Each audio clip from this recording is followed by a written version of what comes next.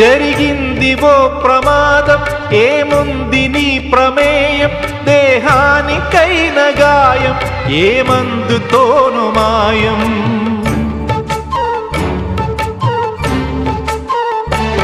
విలువైన నిండు ప్రాణం మిగిలుండటం ప్రధానం, అది నిలిచినంత కాలం సాగాలి నీ ప్రయాణం. స్త్రీల తనువులోని శీలమున్నదంటే పురుష స్పర్శతోనే తొలగిపోవునంటే, ఇల్లాళ దేహాలలో శీలమే ఉండదనా, భర్తన్న వాడెవడు పురుషుడే కాదువనా. శీలం అంటే గుణం అనే అర్థం.